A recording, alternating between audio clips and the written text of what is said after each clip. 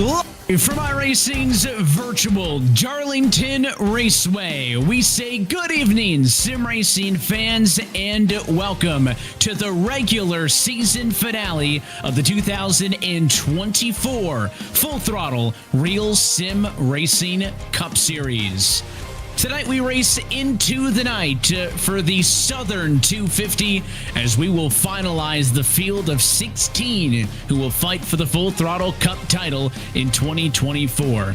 As always, happy that you're spending your Monday evening with us here on RaceSpotTV. With our producer Joshua Lee downstairs, my name is Evan Pizzoco, joined as always by Derek Watson in the broadcast booth. And Derek, it comes down to this one. The stage has been set over the course of the last 19 weeks. Tonight, if you're not in yet, you make a final stand to make the round of 16. And isn't this sort of fitting in a way, Evan? A track with so much history, prestige, honor, fan memories, and everything comes down to a playoff spot as well, where we're going to set the final field. It's a beautiful, beautiful place to do it at. And of course, then we get into the playoffs. Atlanta, the Glen, and the Bristol are three very different playoff tracks. But right now, a track full of history is where we're at. And so many different scenarios that we'll be talking about as we race through.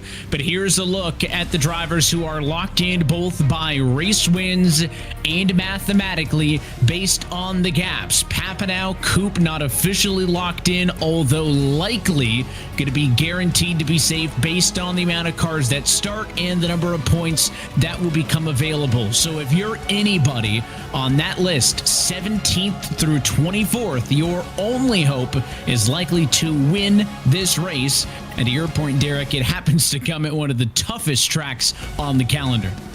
It does, and you're gonna have to really game plan for this. If you're, Grant Davis, Cam Patterson, Whitaker, DeAndre Kane, anyone on that list right there, we're probably gonna see two different races, Evan. We're gonna see the race that includes the halfway points for the drivers that are locked in and looking for playoff points. But I think if you're Grant Davis, if you're Cam Patterson, you have to play this completely different.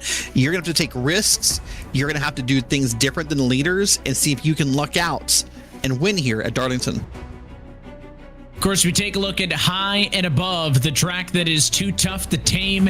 Its unique shape clocks in at 1.366 miles in distance. Turns 3 and 4 tighter than that of turns number 1 and 2 because of the minnow pond off of the property. In turn number 4, racetrack progressively banked 23 to 25 degrees of banking in the corners. That corner a lot wider than it will actually be racing width-wise, as these cars are going to be up and on the fence as we start in the late afternoon conditions and we'll race under the lights before it is all said and done. We jump in for a live look at qualifying. Just over 2 minutes left to go in the 5-minute session. 2 laps, single car runs. Best time puts you on the grid. Currently Andrew Freenosh, who was 3rd best in practice at the top of the qualifying charts. Right now you're looking at Austin Coop in the 53 machine. Both of his timed laps done. He sits tentatively in P6. And right now, if you're Austin Coop, as you said earlier, you kind of get to breathe right now because you're kind of in, right? Like, unless something weird happens with new winners tonight, then he is in. Here's Cody Harris. Been perpetually second place for a while, looking to snag a win here, and Darlington would be a great place for him to do it. Now, good old scarlet and gray machine. It's Ohio State Buckeyes, along with a lot of the nation, kick off college football this weekend, Evan.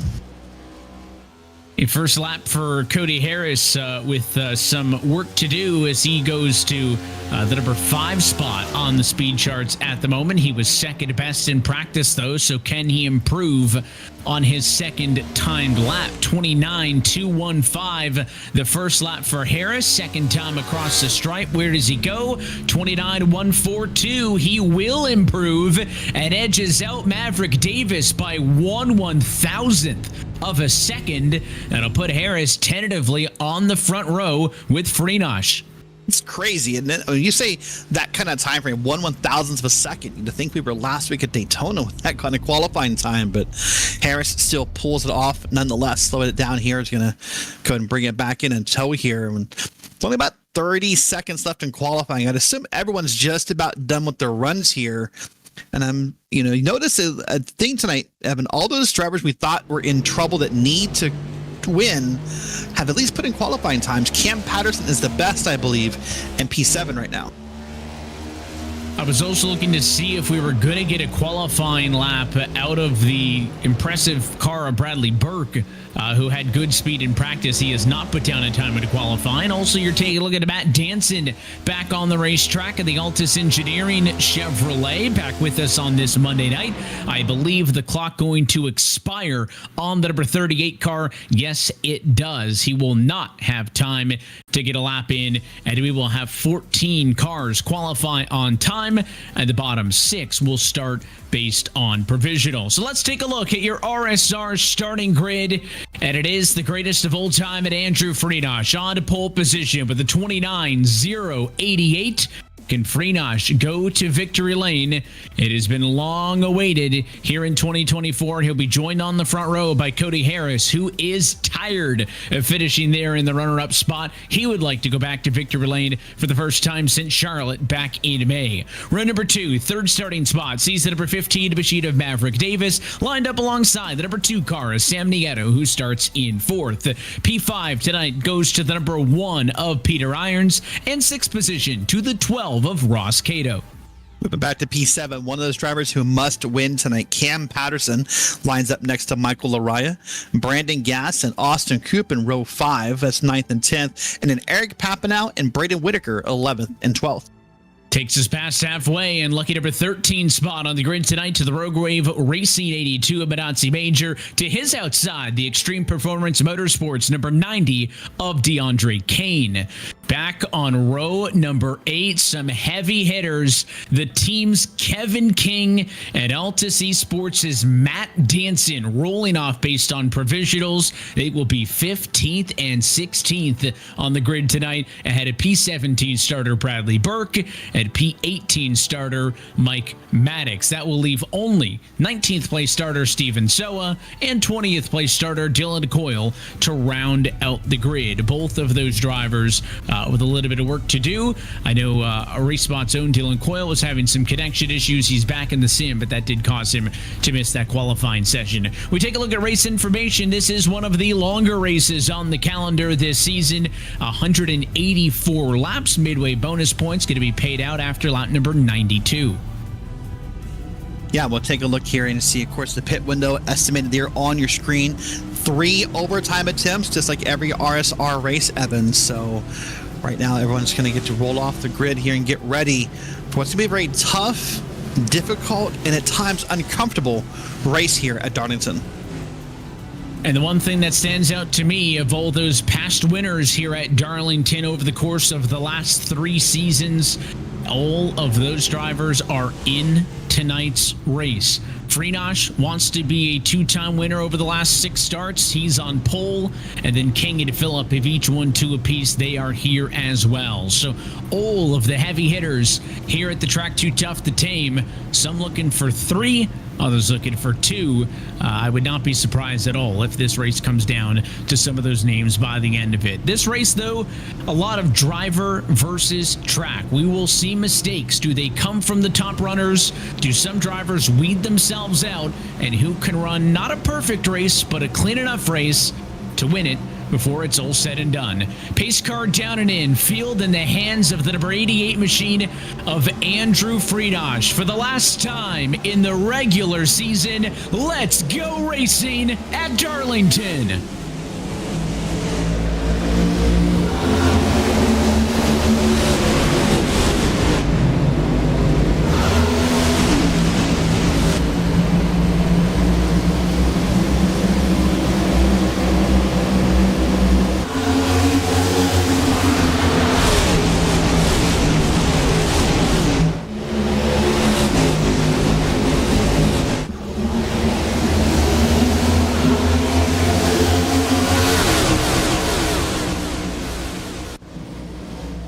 Lap number 1 goes to Friedosh, still side by side. Second spot, Cody Harris under Maverick Davis as they race off at turn 2 and down the Boeing backstretch.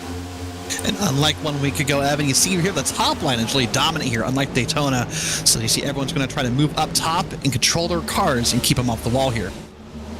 28 machine able to get through in the end. So Cody Harris able to muscle through on the bottom of the racetrack to make that pass. That was after a poor start on the outside of the racetrack. Starting to single file things out. I was surprised that they were 2x2 through that part of the racetrack right there when they were, because this is a racetrack where going side by side through the corners can get you in trouble. Drivers will often want to try to avoid that, limit those opportunities to make a mistake of such, at least till we get later on in the race. And then things will certainly get more aggressive, and we'll see these drivers start to fight a touch more. There's an onboard look with Cody Harris, who rides in the number 2 position. He has had an incredible streak of consistent finishes over the course of the last X amount of starts in this Full Throttle RealSimRacing Cup Series. He's finished in second place in 3 of the last 5, but would love to get 1 spot more. Right now, though, seeing Freenach pull away a little bit from him. That look off the back end, you see the pressure from Davis and company. Yeah, there's that phrase, Evan, always the bridesmaid, never the bride. And that's how Cody must feel over the past few weeks. Just, he has the win. He's in the playoffs. He's done it before. And that may be more frustrating as a driver, knowing you can do it, knowing that you can win here. And you're just having what I guess feels like to you a string of bad luck. But listen, there's, 15, 20 other drivers who would love to finish second place 3 out of the past 5 weeks. See some cars stepping out of line further back in the pack, and now jumping back up in line as I think that was the 44, Michael Araya, just ahead of the 12 of Ross Cato. They're about 7th and 8th position on the racetrack, with Araya advancing his position that time through. And again, you will single file out. You will try to set up a pass. It's not a racetrack here where you often get to make 2 passes at a time. You'll typically set somebody up, clear them, reset, get single file, and then try again. It is a methodical approach, and again, it is one of the longer races on the calendar. Even though we have plenty of other 250-mile long events, Darlington is just a little bit more physically demanding than some of the other racetracks, so it does mean that you're mentally going to be a little bit more tired, and in some cases, even physically. Yeah, this is a tough track, and just mentally and physically, as you said, because you can't ever break focus here. If you break focus, you're going to end up in a wall in the corner. It's just difficult is the best word I have for you here. But you're right. I mean, you're always turning. These corners are not easy. This is not, your typical mile and a half where you kind of get to turn in and, wait and kind of ride it back out. Any driver we see the onboard up tonight, would it be Cato, Cody Harris, anyone we got, you're going to see a lot of fighting with that wheel all night long, Evan. In fact, did you notice on that Ross Cato account? Look at there he is again. He's pulling the Bobby Zielinski. Is that a Formula wheel at an oval track? Yeah, he's rocking the open wheel style wheel, unlike that stock car circular steering wheel. And it's funny because you talk about the technicality of a place like Darlington. Some drivers will say this racetrack actually races more like a road course than it does an oval in the way you have to approach it. Maybe that's taking it a touch more literal, but you reference the likes of Bobby Zielinski. We see a lot of drivers at the very top level of oval sim racing kind of ditch that traditional NASCAR style wheel for the open wheel, and that's what he's working with right now. Interesting, but seems comfortable with it. Also, we don't really get bonus points for this in RSR, but if we did, you get plus 2 points for a well-made bed. Good job, Ross Cato. There you go. He's making sure he's well presented, and I know we've been talking a lot about RSR shirts in the last few weeks. I saw him rocking one of those RSR t-shirts as well. That was probably a couple years old now at this point, but I've still got one laying in my closet somewhere. Maybe I'll have to break it out when we go racing at Phoenix for the season finale. Things starting to calm down a touch up front and pretty stable. Freenach still your leader. The gap is down, though, to only 3/10 of a second. So Cody Harris doing a good job of not letting Andrew Freenach get away. Maybe Harris is incentivized by the fact that they're nipping at his heels. Davritz, Irons in 3rd and 4th. They're right there as well. Look at these 3 cars on top of each other. Yeah, look at that. And almost everyone's running an identical line you see through the broadcast here. I mean, everyone's kind of moving up at the same time, moving down at the same time. As you said, this is a very slow, methodical race everyone has to run here.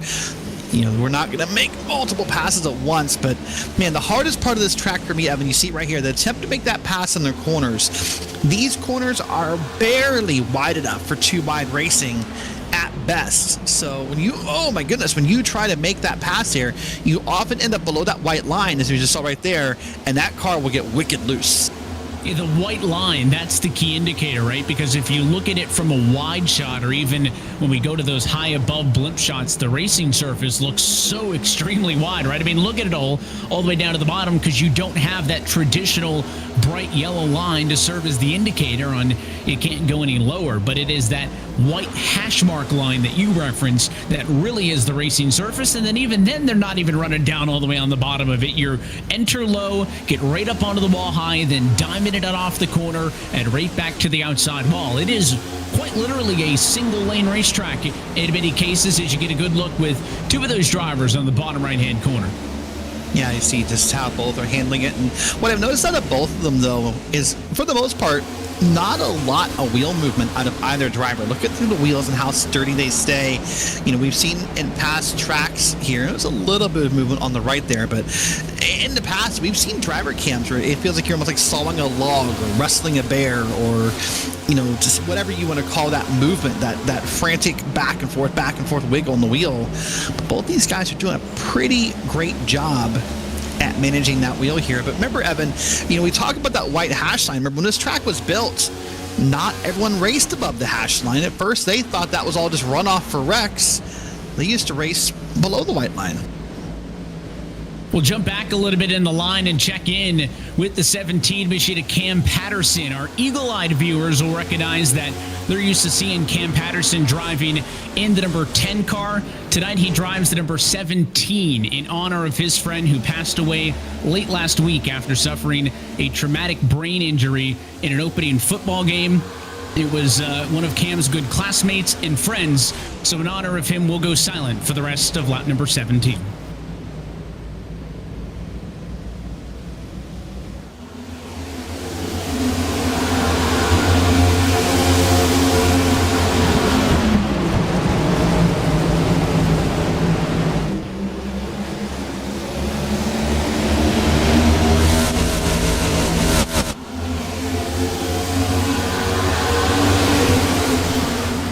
Kaden's number rides on board with Cam's car tonight. We pay tribute to his life, who was a beloved son, brother, and friend to many. The family has organized a GoFundMe campaign to assist his family with their many medical, life flight, and funeral expenses as well. And we will share the link to that if you're willing and able to donate on the RSR social channels. But our thoughts with Cam and then all the friends and family of his good friend Kaden as he drives with that number 17 on his Ford Mustang for today's race here at Darlington. And also, I think, a tip of the cap in order as well to Eric Papadow, who normally drives that number 17 car, for giving Cam the opportunity to change numbers for tonight's race. That's looking through the rest of the field. I know some issues earlier in this race for Matt Danson that we did not get an opportunity to touch on yet. That kind of hyped up that big and beefy row number 8, Derek, on the grid with Matt Danson starting alongside Kevin King. And we'll take a look back. Matt Danson is already several laps down and out of this race, so we're going to wind back the tape and see what went wrong for the 38 car so early on. I believe you're going to see him collect his Darlington stripes, if you will, and have a moment of maybe a mix of hitting the wall and maybe a mix of connection problems. We'll wait and see when the RaceSpot replay machine loads up here, but I believe that's what you're going to see a mix of, and I think those two things combined. Watch it here. Yep. See, he's gone. Not there. Connection problems. There's it in the wall. In fact, someone just kind of went through him. That's how bad the connection is. So I think the laps down maybe, yep, there he is again. So that's unfortunate. So maybe that connection problem is more so the reason for the absence more than the wreck itself. But we'll have to wait and see. I'm going to touch on a second though and say one of the beautiful things about sim racing, Evan, that we get to do as sim racers is we get a unique opportunity that others don't get when we pay tribute to people. We get to use our liveries, our paints, our cars, our numbers to honor the people in our lives that mean something to us, and it's a very unique opportunity that we get that I don't think exists in a lot of esports, and I'm just blessed to see people like Cam Patterson taking advantage of that, because it's a very awesome thing to see happen. And again, I think it comes down to Cam being able to express himself and his values through that. And again, a big shout out to Eric as well for making that possible with him. Some good action going on in the battle for P2 as Cody Harris. We've been following the fact that he has been hounded by Davis at irons, and now Davis to the outside has a good opportunity to clear him for second, and he does. So Maverick Davis up to P2. That time cost of making the pass allowed Andrew Freenosh's gap to grow to about 0.8 of a second. That's how much time you lose when you go side by side, even for that short amount of time. So Davis with a bit of a hole to dig out of. Now the question for Harris, though, is as he slides to third, how far will this slide go? Irons, Nieto, all on deck and in the batting circle, ready to take a swing. Yeah, so we'll wait and see how Cody Harris holds on to this here. But I feel like with the way this race is lining up, Evan, this is almost going to be more of a race where maybe you need to kind of, I don't want to say bump and run somebody, but you might need to pressure them into making a mistake if you want to make a pass here. Because the one thing we're not seeing a lot of right now is passing. This is more of a parade line in some ways. I mean, look at them all single file, maybe a different line through the corners, but you know, passing has become a rare item here tonight. So I think either pressuring people to make a mistake or that pit stop call will help determine who wins tonight's race. Just watching the gaps, is Davis able to pull a bit on Harris, but not eliminating the gap down to Freenosh quite yet. So a little bit of separation, I think, helps out Harris in this, as Irons is still there, but Nieto's dropped back a touch. Some battling going on. You see side by side in the background there off the corner. That's Austin Coop down and underneath the 17 of Bashida Patterson. That battle for 7th and 8th spot. Coop was almost all the way clear into the corner, so Cam did the right thing, lifted off, let him on through. So Austin Coop continuing his charge. He's up 3 positions. Yeah, you see a nice little tight battle here, 4 or 5 cars in a row, and everyone's trying to look for a small advantage to find it here. You know, Evan, I'm surprised more drivers are not really running the wall. You don't want to scrape the wall, but every bit you can get higher here to give you a better run out of the corner. It really does kind of help you see how uncomfortable some drivers are being up against the wall here. See, there is a few cars right there. I saw Lariah and others up against the wall.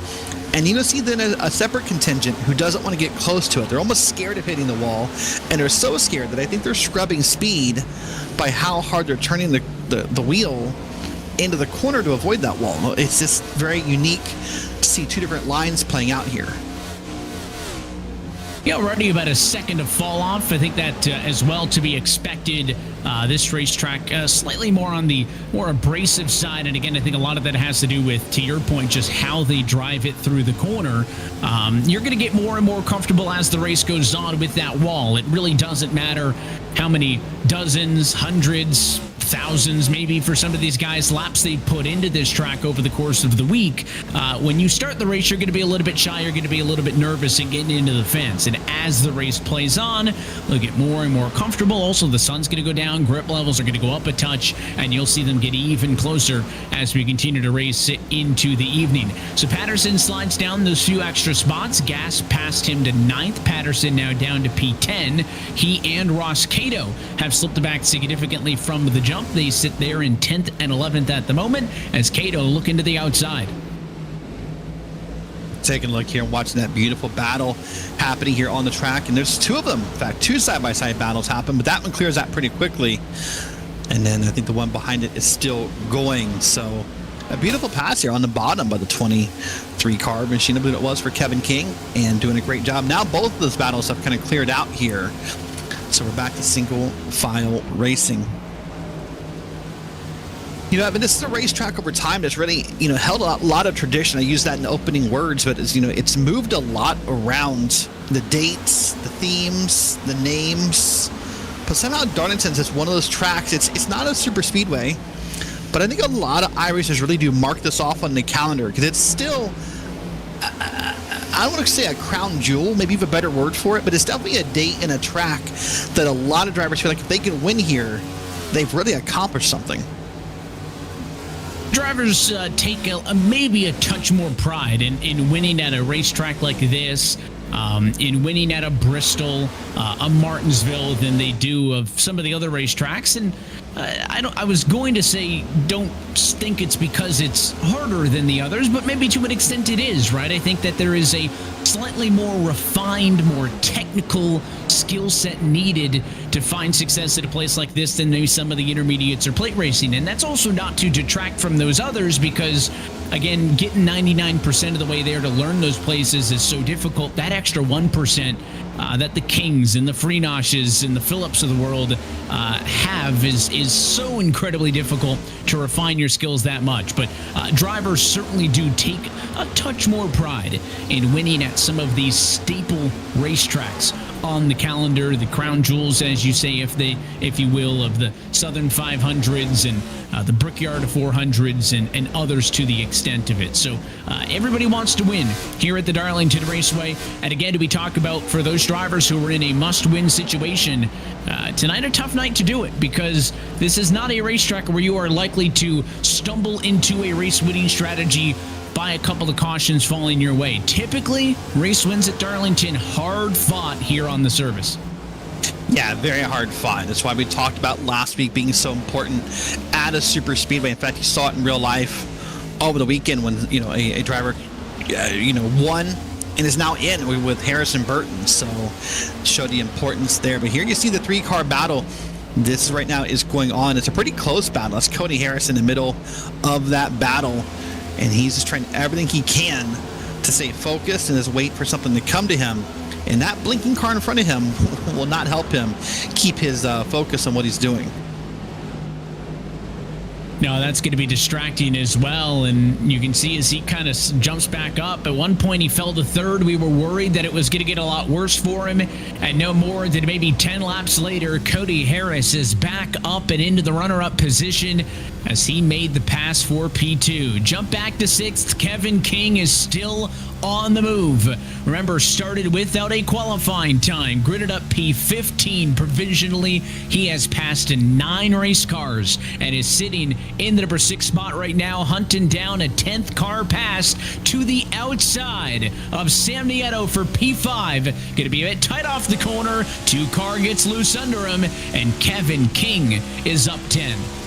What a great job by King there. Just powered on the outside, got the better run off the corner, and, showed that little bit of dominance and that speed. And I think Nieto even maybe just kind of let him say, hey, go ahead. I don't want to fight in the corner. I'll live to fight another day. I'll be back around.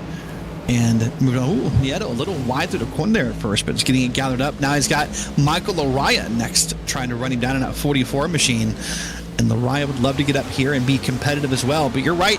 That's an incredible run from Kevin King. Somehow not surprising at the same time to see Kevin King move that many spots. When we saw his qualifying spots, I sort of thought, man, maybe Kevin's going for the whole, last to first challenge that you can get that achievement for in iRacing.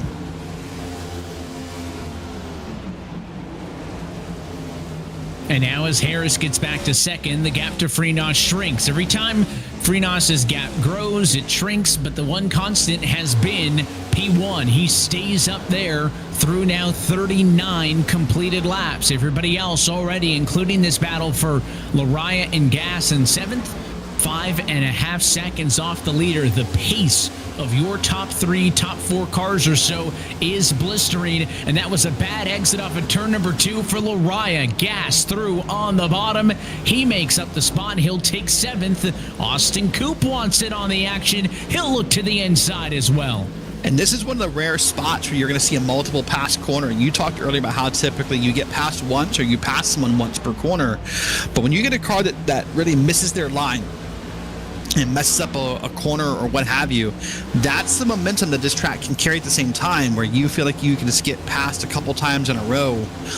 So it can be difficult to make sure you don't mess it up. I'd love to see what happened to Laraya, maybe see what happened in that line and see if we have a shot of it, because I think just a little wiggle in the corner or into the corner maybe got him all kinds of loose and just maybe lost a little bit of confidence for just a second. And then he went on through. Well, he's okay now, though, Evan. And that's the thing about Darlington. I think Darlington, more than any track in the service, really can break down a driver's confidence so easily. Like, you can just sort of really beat up your self-confidence, because one little mistake in Darlington, one scrub of the wall, one moment below that white hash line, and I mean, you can throw this race away really, really quickly in just a matter of seconds. You can work very hard to the point of positions gained, positions lost. You can spend 5-10 laps setting somebody up for a pass. It only takes is a split-second mistake to throw it all away. Here's the look off of the passenger side door of Michael Araya as he gets right up against the red and white checkered wall here at the Darlington Raceway. That is the key to success, is how close you can get to the wall without, of course, getting into the wall. As watching the battle right now between Sam Nieto and Brandon Gass for 6th and 7th spot. Brandon Gass turning up the wick a little bit in the last few laps. Made the move on Laraya. Now seems to be the instigator in this battle with the 2 car. Yeah, what a great run by Gass here. As you said, just really kind of showing off and showing that muscle he has here at the track, and doing a fairly good job of it here. But Evan, right now as we sit here in this race, I gotta think, as we've been green this whole time, we're not close to the pit stops yet. No matter how you want to do the math, we're only on lap 45, 46, depending upon where a driver is on track. But drivers have got to start doing that math in their head. How do I want to run this pit stop? Do I want to run the first one dry and then, you know, hope for the caution? Do I break it down into thirds and go right around lap 60? With the way these tires are falling off, drivers are already pondering that pit stop here inside their heads. As we mentioned it, drivers on pit road already. That's Braden Whitaker on the pit lane, top of your screen in the 48 car, putting tires on that machine. So it appears that it would be scheduled pit service for him. Maybe he feels like that some of his issues earlier in this race burned up his tires a touch early. He wants them sooner. Of course, the easy math is 60, right? You pit at lap 60, you pit at 120, it gets you all the way to lap number 180 in a 2-stop race. But to your point, the math, the simplest of math, I should say, isn't always the winning math, because there are a lot more nuances with, have I used up my tires a little bit too much in this run? Have I learned something? Should I pit earlier, get the fresh rubber? Do I want to go a little bit longer these first 2 runs so that my last pit stop can be a little bit shorter, or at least I have some fuel if we need overtime? Those are all the nuances that in many cases these drivers are having to do themselves while driving the car. In other cases, a lot of drivers in the field also have some live spotters, some live crew chiefs on comms with them that will be helping them make those decisions. And I think in the end, it's the driver who's going to decide. I don't think a lot of these guys are taking very strict orders from a crew chief or a spotter like you will see in some other series. But I think what the spotters or the people in their ear can help them with is just updating them on what everybody else is doing. There's only so much information and how much you can track what everybody else is doing using a leaderboard and your relative data. So I think that's the real value of having some people in your ear, is just letting you know what everybody else is doing strategy-wise. That is crazy, by the way, by Braden Whitaker. What it feels like to me, Evan, is, you know, I guess mid-2000s NASCAR on a road course. Braden Whitaker, I think, just kind of backed up the math. So instead of doing the short run at the end, he's decided to do the short run now and hope he gets the long runs later. The challenge and what he has now, Evan, is he's 2 laps down. Here comes more people down pit road. I am stunned by the early pit stops. I thought we would do 60, 60, 60. Because right now what they're doing is, you know, 48, 49. They're going to pit again around lap 100, 110, and then go to the end. But you're risking being laps down if a caution comes out. There's always the inherent risk with the short pit, and Peter Irons, who was on the bottom of your screen, comes in from a 3rd place. That is a significant risk for him, maybe more risk than we've seen out of some of the other cars who have pitted, the Whitakers and others. It is a big move for somebody from inside of the top 5 to come in and get pit service. Papanow was down pit road as well also. They will blend back out onto the racetrack. It's also going to be a very obvious attempt to get to pit road as you see these guys come off the corner. It is a really interesting pit road entry here at Darlington as this battle for the race lead continues on, because there is no outlined manicured pit lane entry, but then the commitment cone way too close on the exit of the corner to come off of the banking as you see Steve Soa down pit road. So you have a lot of time that can be gained or lost on the apron there in turns 3 and 4. I think more so than almost any other oval. At the same time, in a weird way, it's also one of the most open pit road entrances we have on the schedule, right? Yeah, you're right. It's difficult. That cone's in a weird spot, but as far as like how wide the entry is once you're down there, it's a lot of space to get into it. And here's a battle by this is the battle for the lead. We've been looking at pit stops. Here's Cody Harris. Cody Harris says, I'm not pitting. I'm going to go to the lead. He's trying to. He's side by side with Freenach here through the corners and slide it up, Cody. You'll get it. Nope, not yet. Almost all the way clear now on the exit at turn number 4. He is, and at lap number 53, new race leader. It is Cody Harris for the first time tonight, and I wonder if either of them see this as a milestone moment and decide to make a pit decision, as clearly the pace has swung in favor of the number 28 car. Harris, again, low on the entry. Freenach stays there. You'll notice if you're keeping it on the leaderboard left of your screen that some pit stops have aided this, but Kevin King is all the way up to 3rd, and that is a real challenge, because he's only 1.9, now 1.8 seconds off of the back. Kevin King loving the green flag nature of this race as he tries to dig out of that mid-teen starting spot that he was handed. And in a weird way, although we don't talk about clean track as much as maybe we do in a road course broadcast, Evan, isn't that clean air just, no pun intended, king for Kevin King, right? In this track, when you don't have to pass someone, when you get a clean track where you can run your laps, it has to be way more fun, way easier, and way more settling as a driver than to worry about having 3-4 cars ahead of you. Kevin King right now is in prime position to help run down these leaders. Now here's Sam Nieto out of the corner. He's got a couple cars behind him on track here. That's going to be Brandon Gass, Michael Laraya, and others are almost 3 wide at Darlington. Papanow wants to get by both of them because he's pitted. He's got fresh tires, but it was the 20 of Gas under the 2 of Nieto. That's the pass for position for P5. The 10 of Papanow's 2 laps down after having pitted. Bit of a connection blip there. He's got better tires and is trying to pass all of these cars who are actively fighting for position. You see the black, white, and purple car in the middle now. Same story there for Peter Irons, pitted from 3rd. He's got better tires, so he'll make quick work of these top 5 cars, despite the fact that he is running a lap down. And that's the challenge of pitting this early as well, on top of the concerns about being laps down, is that you have new tires and you need to use them. You have to take advantage of what you have, but at the same time, you have to kind of, be respectful and not do something stupid that mitigates that risk or wipes out that reward you have of new tires, such as a caution coming out or wrecking the car. But I'm surprised, Evan. Right now, P10 on back. That's Irons, Coop, Burke, Patterson, and others have all pitted.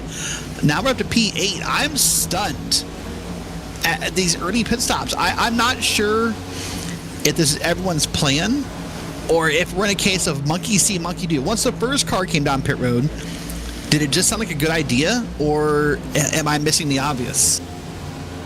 Benazzi Major down pit road as well, but typically we'll see some drivers in the teens come down pit road, but then once one car in the top 5 does, everybody responds. Kevin King in this time, he's the top 5 car, but we saw Irons come in nearly 10 laps ago to this point, and there was no immediate response. So it seems like a lot of drivers deliberate with their decisions as opposed to being reactionary. But now we've hit that magic number 60 mark at 1/3 distance of this Southern 250.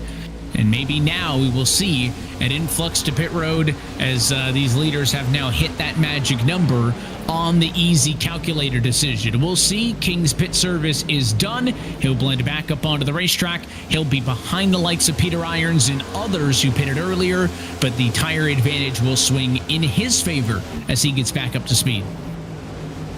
Yeah, so we'll see how that plays out as these laps go on here. And of course, we're seeing our Cody Harris car right here on the track, just kind of get to turn laps by himself for the first time. He's really been either under attack or attacking all night long.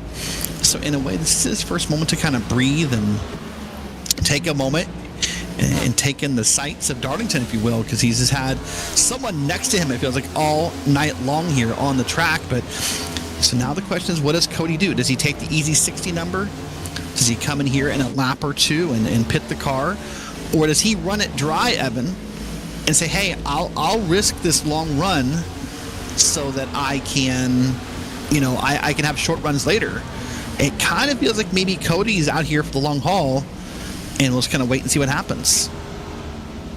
Andrew Friedosh is down pit road after he started this race by leading the first 52 laps consecutively. He'll blend back out onto the racetrack. It is going to be interesting where he blends in relation to Peter Irons, who is kind of in the net race lead position or so. And as Friedosh gets back up and onto the racetrack, Kevin King gets right behind Friedosh. Both of them going to be running ahead of Peter Irons, so they were going to have to circle around and catch back up to him by about a half a lap distance in that. Meanwhile, Maverick Davis has been top 5 for most of this one. He is now also down pit road. That leaves us with only the top 5 cars who have yet to come in. Look at what these new tires can do, Evan. Look at this, 2 wide, almost 3 wide racing at one point here with Kevin King and Friedosh. And Kevin King is determined to get by Friedosh here, and they're going to use up those new tires in the process of doing so. Here's another car down pit road. So the pit stops are now continuing, and the number of drivers left on track is just dwindling. Now it's just 3. It's Cody Harris, it's Sam Nieto, it's Michael Laraya, the last 3 remaining to not have pitted their cars. We see just different strategies playing out, different drivers taking risks. In a way, this is an exciting race. Yeah, maybe there's not a battle for the lead. Maybe there's not someone right next to Cody Harris. But the mental games being played right now, where this all comes out, maybe 30 minutes from now, 45 minutes from now, there's a lot of spreadsheets that can be burning up right now trying to figure this out. And with Harrison, the key once you get onto the pit lane is just making sure there are no easy mistakes. It's into the box. It is a downhill slope to this pit road at Darlington, so an extra kind of half eye on your speed. Go for the 4 tires, get in, out, and then cycle through. And as Cody Harris sits on the pit lane, the likes of Kevin King and others at pace will come by on the front straightaway, and they will pass him for position as he gets up to speed. Again, they pitted earlier. They had the better tires. They made up time. Cody Harris, though, is now going to be faster than those cars that have beaten him off on this cycle, and now he will start to catch back up to them. Waiting only now on Sam Nieto and Michael Laraya to put a bow tie on this opening cycle of the green flag pit service, and a bit of a movement there as these 29 and 88 cars continue to fight. Again, right now, this battle is for 4th. This will eventually become a battle for at least P2. Yeah, this will become the battle for P2 once those pit stops are done. And here's the weird thing, the process, Evan, as we're kind of finishing the first cycle of pit stops, those first couple of cars to have pitted are maybe about halfway to doing it again. That's how far wide the cycle was as far as who pitted when and, when their pit stops were. This is going to be maybe a night of continuous pit stops if we stay green. This isn't going to be like a super speedway track where everyone kind of comes in together. So we'll wait and see who lines out where, who merges where, and that will matter. But right now, Sam Nieto, Michael Laraya, 2 almost not identically painted cars, Evan, but similar color sets. So I'm sure that drives a spotter crazy here if you're trying to spot these guys on the track. But they've no strangers here. They've been in battles all season long. And right now, Laraya is just trying his best to find a way around Sam Nieto. and doing everything he can, as Lariah yet to lead a lap in this race. There is a benefit to doing so of one single bonus point on the line. That could be something that is an incentive for the 44 machine as well. And again, the longer they stay out here on these old tires, they are losing time every single lap. Look at the 17 at Cam Patterson unlapping himself, making a quick work. All those cars who pitted running significantly faster. They will benefit on the flip side, because once they pit immediately, they become the fastest cars on track. But if you pit 5 laps after everybody else does, then it's a little bit of a speed difference. If you pit 15, 20 laps later, in the case of Irons, who pitted 21 laps ago, then those swings are going to be much more exaggerated and makes our job a little bit tougher on tracking who's actually in the right spot to benefit. Yeah, that's going to be the thing. This, as I said, there'll be a lot of continuous pits here. But look at the Riot is doing a great job at running down Nieto here. It's really almost the inside of him now. Possibly makes a run in this corner. Nope, backs up here. But that car that gets in between them, it's another car on newer tires. Look at that, by the way. As a driver, that's the most frustrating thing for me, Evan. You're committed to a strategy. You want to pit later. You want to run it dry, whatever you have planned. But when a driver goes by you on tires, there's something about that. It's that tease. It's that feeling of just, man, I want that. Like, I want that power. I want to be able to hold down the gas in the corner, or, you know, make that stick better than I am. It's like watching someone open a Christmas present you want, knowing you're not going to get it. Kind of surprised that they continue to push as long into this run as they have, now going on mid-70s on the lap counter. Look at the one machine of Peter Irons here at a battle for the lead. They have stayed out for so long that Irons on the better tires. Gonna get around Lariah, gonna get around Nieto, and he is checked out as the leader. That is how long this cycle has cycled itself out. The fact that the one car has pitted and has come all the way back around them and passed them back. It makes me wonder what these guys have planned here. Are they thinking they can save enough? There's no way, right? There's no way they can save enough to make this a one-stopper and cut that delta out of the second stop. But I mean, we're not there yet, but we're only about, what, 20-ish, 18 laps away from them thinking I could work here. But I mean, I don't know what the actual pit window is here, Evan, but that's got to be what I think they're trying. I think they're going to do the old RSR one-stop versus two-stop call, and we'll have to see what plays out. If they're not going to do that, they're just wasting time, with all due respect. Yeah, the safe average on the pit window that we mentioned earlier, 63 to 67 laps, and they're able to go 10 more than that, but they are unable to get all the way to halfway home. And Nieto and Lariah eventually come down pit road as they complete lap number 75 and cross over to 76. So that is by far the longest run. If they can replicate that, it can get them all the way to 30 laps to go. Maybe their strategy is go as long as physically possible on these first two runs. So on the last one, you only need to take a splash. Again, the only challenge I see with that is saving that much time on a fuel would mean that you would not have enough time to take 4 tires, at least in my eyes. But they're going to drag race on and off of pit road, and now the top spot is well in sole possession of Peter Irons. He was the very first car of your top 10 or so to come down and pit. Whitaker technically kicked off the pit cycle, but Irons, the first of the top 5 cars. He was third at the time. He is 9 seconds ahead of Kevin King, who's in P2. Now, Kevin King pitted about 10 laps later than him, so Kevin King's got about 10 lap better tires. So Peter Irons is now going to be one of, if not the slowest cars on track. So you just see those intervals on the left of your screen. Those are all going to start to close in on a per position basis as they'll try to reel him in before we start talking about the next cycle of pit stops.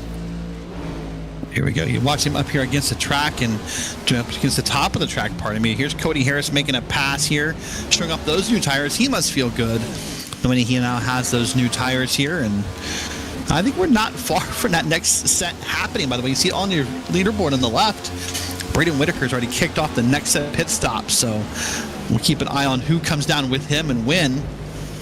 But I agree with you. The challenge, by the way, for Loraya and for Nieto is if you're going to come down around lap 145, 150 and take gas again, I don't see how you justify taking 4 tires, partially because you don't need that much gas, and partially because you're not going to have enough time on track to get the benefits of those 4 fresh tires. So I think they just wanted to try something, and who knows what may happen with it. We'll wait and see. Here's another pass on the track here, and great job and great pass there. You see just lots of different strategies. This is my kind of thing, Evan. I know we all love the 2, 3 wide, 4 wide racing, but as a numbers nerd, as a data nerd, as a spreadsheet junkie, let's not talk about how many Google Sheets I have for different projects. This is my kind of I almost said a bad word. This is my kind of stuff. This is my addiction. I'll put it that way. There you go. I love a good strategy race, fuel mileage, variance in the pit strategy. At the same time, it can melt my brain every once in a while, but it's better, I think, sometimes than a clear-cut one. It gives drivers an opportunity to, again, try something a little bit different. You see the numbers on the left there for the last pit stop time. So the lap number in which they were down pit road, of course, you'll notice the cars towards the front pitted a little bit earlier because they got the better tires sooner. Cars who pitted more recently will skew slightly to the bottom. The big question is, what can Andrew Freenosh do? He's in 4th. He led the most laps in this race till he got overtaken a little bit late. And then what can Cody Harris do? He's in 3rd. Those drivers are notably behind Kevin King. So if they're trying to catch Peter Irons, they're not even in the next man up spot yet, because Freenosh has got to get to Harris, and Harris has still got to get to that man right there in Kevin King. So they are all working as a collective to catch Peter Irons, because King, Harris, and Freenosh all pitted much closer to one another than Peter Irons did. They're a little bit closer on speed, but that is an interesting battle, not only because it's for P2, because, well, whoever's in that spot, if/when they get to Peter Irons, has the chance to go for the race leads.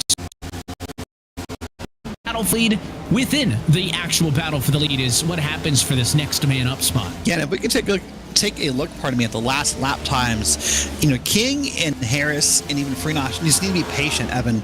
Those 16 lap differences on tires, it's worth about a second, depending on who you're looking at. Like Harris to Irons is 0.8 of a second last time by. So just be patient for Cody Harris. Don't push this too hard. Don't get too aggressive, and know that it's going to come to you. 0.8 of a second is going to come to you. What you're seeing on screen, by the way, Evan, if like your fastest laps on the left, your last laps on the right. Look at the difference here. How much these tires are worn off, how much the track has rubbered in, and other factors. Look at Irons. I mean, the 29.399 was his fastest. He's 1.3 seconds off of that number. Yeah, healthy gaps that you mentioned there as we watch this battle for second spot. Cody Harris has been able to get to Kevin King. If they fight with each other, they're going to slow each other down. We saw that early in this race at a battle for second. They went side by side for maybe half a lap. It cost them 7/8 of a second. So if they get side by side and Kevin King wants to make it hard on Cody Harris and they fight, they're going to slow each other down. They're going to give time in favor of Irons, and they're going to increase that tire degradation by driving more aggressively. But King got into the outside wall that time off at 2. Harris to the bottom. 29 car not going to roll over, door to door and side by side in the battle for second. King, though, sticks with it. He'll get the advantage off of 4. As that 28 car tries to stay on the bottom, but it's going to be awfully tough to do so.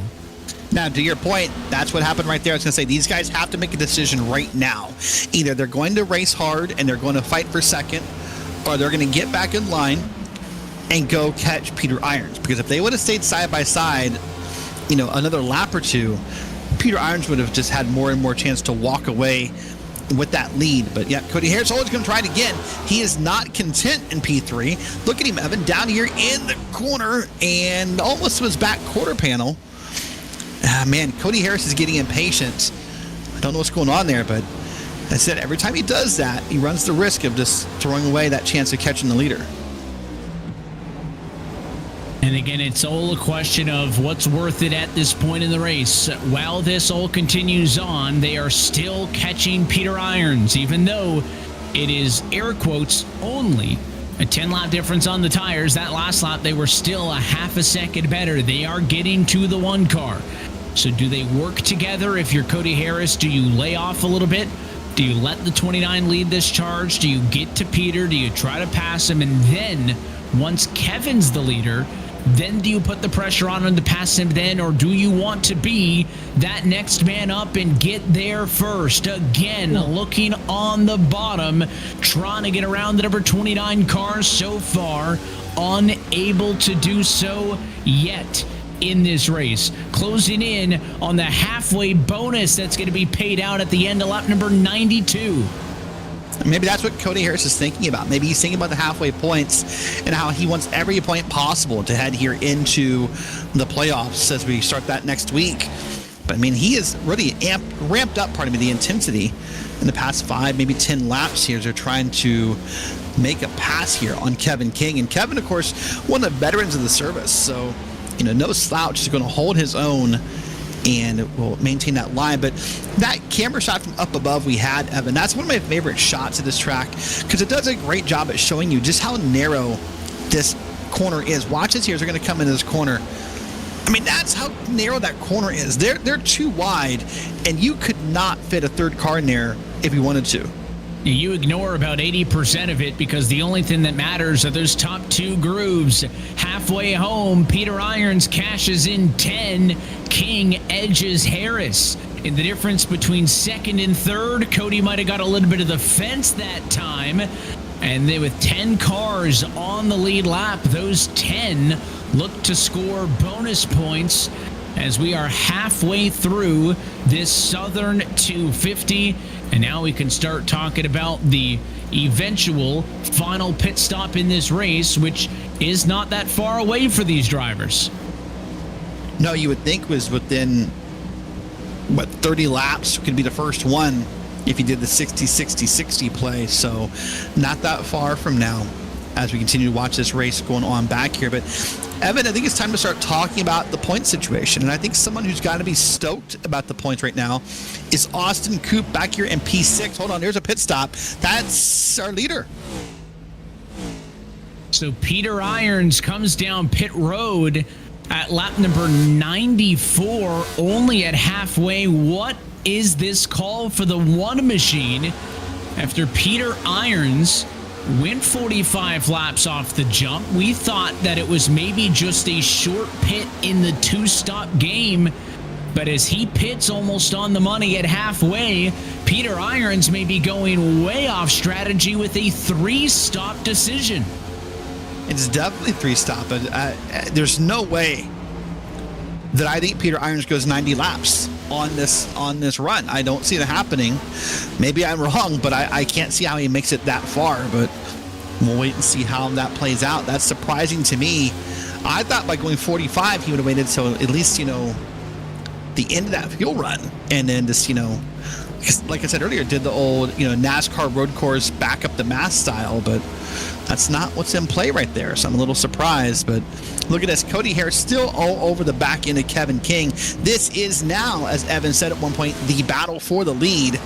Now that the leader has pitted, these guys are now battling for the right to call themselves the leader of the race. But look at that back camera shot, Evan. Look at that. That is, I believe, Freenosh in back there. And look how close they've let them get due to all their side-by-side battling. They've slowed themselves down, and they've brought other contenders into the arena. Yeah, Freenosh is at one point 3 or 4 seconds behind them. Now it is not quite so far as you take a look at the stint map on the bottom of your screen. Again, Peter Irons almost on the money at a 45 and a 45, likely with one more pit stop to go to the end. King and Harris going that little bit longer, only would need to make one more pit stop to the end. We saw the longest stint in this race, I believe, come from Lariah and Nieto. They did 77 laps, which means with 87 to go, that window to make it to the end of the race could only be about 10 laps away. Yeah, which also means, by the way, it almost feels like further proof that Peter Irons will have to stop again, possibly with about somewhere, 10 to 15 laps to go to get that final pit stop in. But wait and see what happens. Lots of racing before that. And listen, a single yellow flag will wipe that. Here's another car down pit road as we hit lap 100. This still feels early, man. There's a lot. This is Bradley Burke. That's Steve Soa, pardon me. And just lots of weird games being played tonight. I like the strategies. I love when people do different things. There's a key to life, Evan, that I learned about how to be successful is to be, either better than, less than, or different than your opponents. And right now, a lot of people are going for the different than strategy in this race. Little bit of different flavors to all of these pit stop strategies all throughout the field, and it kind of happened in the blink of an eye, but we're now racing in basically complete darkness here at Darlington Raceway. We started when it didn't even feel like it was sunset conditions yet. The sun was still above the grandstands, had yet to set, and now the lights have been on for some time. Track conditions changing, and still fighting hard for the race lead between King and Harris. Last lap for King as the leader, a 35.37. For Freenosh, it was a 34.08. The third placed car, still the fastest of these three. There is the 44 of Lariah, a lapped car in between them as Cody Harris to the bottom again. He's tried this about 2-3 times. Can he finally get to King? Dead heat off the backstretch and now to the front. Maybe the 28 with the nose in front at the line, but with Kevin King up top, it's so hard to fight back on that run. He gets off the corner, and King again stops the charge. Man, Harris gets in that corner so hard, Evan. I'm always convinced he's going to wash it up the track too far and find the rear end of Kevin King, but never does. But now he's under attack here. That, I believe to be Michael Lariah, who is trying to get a lap back off these guys. Lariah now wants to be in the battle and wants to have a say here. So he's going to be a little bit more respectful. He does not want to impact this battle for the lead, but at the same time, he wants to get back on the lead lap so that if a caution would come out, he doesn't have to rely on that lucky dog. There is always that possibility looming over all of this, and we talked about the risk of going for the short pit, putting yourself a lap down earlier. There is also an inherent risk with every pit strategy. You can pit later, not risk going a lap down, but then you need the green flag laps to use those better tires to your advantage, and the yellow could mess it up no matter what call you're on, which is why I think for however many races these guys partake in, you just got to try your best to block it all out and just go out there and compete and try to hope that the cards may fall as they may. Again, some 3 wide back there behind the leaders is all kinds of lead lap cars, lap down cars, and they're going to cost Andrew Freenosh some time there. He lost a second that lap alone, getting passed by Nieto and Patterson, who are both lap down cars but on better tires. And Freenosh just saying over the radio, if you had just asked me to let you go, I probably would have, and it would have made it a lot easier. Yeah, lots of frustration might be a good word here, Evan, because we're seeing drivers pushing 2-3 wide, people wanting by, flexing their tires or what have you. And this is where it gets dangerous in this moment of the race here. So we'll see how this plays out in this moment. There's Sam Nieto. There's Freenosh on your screen right there. And the blue car is Nieto. The black car is Freenosh. Now, people are starting to really rip around this track. The track's gotten colder. It's gotten faster. There's more grip. There's more confidence. And there's a need by these drivers to go somewhere as these laps wind down.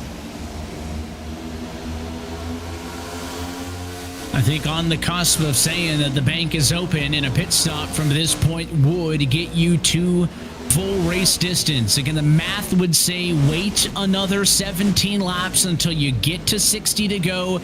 That's how you make it even. But as we watch this mixing and mingling happening amongst the race leaders through the first cycle, King, Harris, and Freenosh almost ended this run on top of each other. Now, Andrew struggled a little bit with all of this chaos that's now catching up to the bumpers of the cars in first and second. I think it's hurt Andrew a little bit in all of this, but they've been remarkably even as it's all cycled itself out. More cars on pit road. That's Minotzi Major in this time. Now, the other reason why you may want to pit right now, Evan, depending upon who you are, is this, I guess we can call it a gaggle. I think we're at that number. What do you call it? A gaggle, a few, several, what have you. Cars all combined together is not really a fun race at Darlington. This is just nerve-wracking, no matter who you are. So why not pit right now? Why not get yourself out of this herd of cars? Come down and pit. You know the pit window's open, and possibly you're not sitting here just kind of scared of the what ifs, what may happen in this pack right here. That may be a case of why you want to pit, depending on who you are. But they've kind of got it mostly sorted out. What do you call this, Evan? A gaggle, a few, a several? It's not a couple. I think we determined that earlier, right? I think this is if we look at this shot and we see this many, I think this constitutes a plethora of cars that we're looking at right now. That's a pretty big group. That's a word of the day by Evan Pasoko, a plethora of race cars.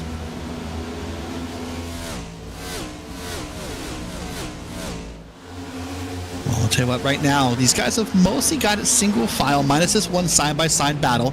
That's Cam Patterson right there, showing off his new tires to Cody Harris on the bottom. And getting around here. Cam was one of the first drivers to pit tonight, Evan. He is, of course, in a win and in scenario. So I respect the idea of doing something different. But right now he sits 2 laps down in P12. He needs something good to happen for him.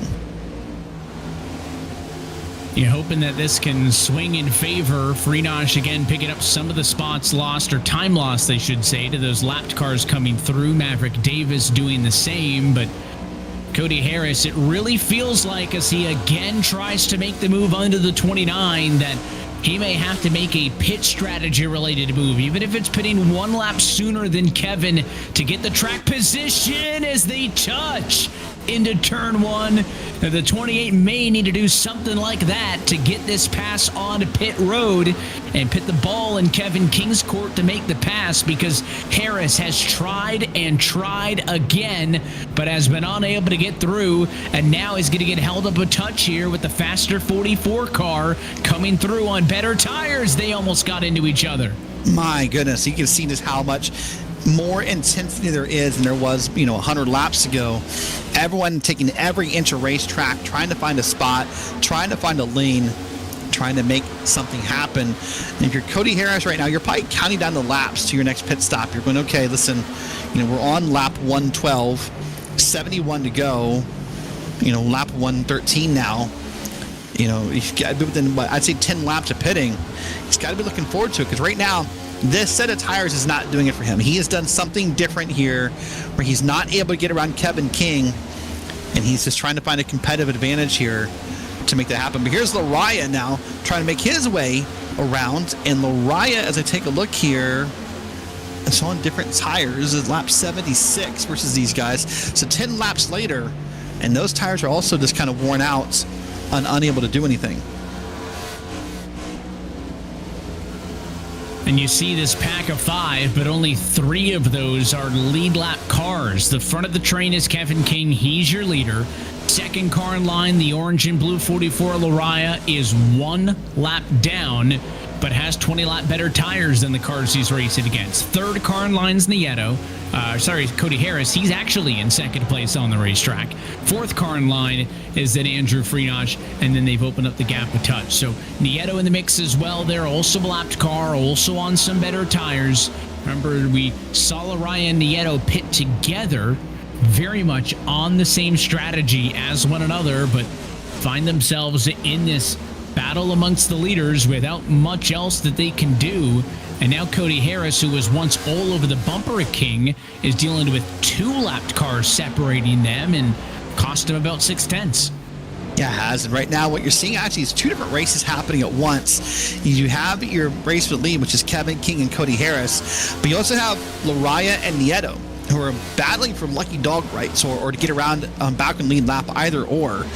So it's really 2 different races. In fact, now Lariah has cleared himself on that lap, so Nieto is lucky dog. And Lariah is back on the lead lap here. So if a caution were to come out, both of them would be back on the lead lap when all is said and done. But right now, Cody Harris is kind of riding around. Freenosh, look at that, how much higher he is in that corner, Evan, than his competitors. He is very comfortable at the top of this track, apparently. He likes where he's at right now. And again, I mentioned earlier, you're going to get more and more comfortable as the night goes on. Harris to the point where I said you want to get close to the wall without getting into it. He's found a point where he's actually comfortable making a certain amount of contact with that wall. Small moment of 3 wide as the 20 car of Brandon Gass cycles out from a pit stop as the 2 car, Nieto, unlaps himself by passing race leader Kevin King. So Gass, cold but fresh tires now in the gray 20, going to be way faster than any of these guys. He now finds himself in the middle of all of this and will have to also now try to pass Kevin King and get out of the way.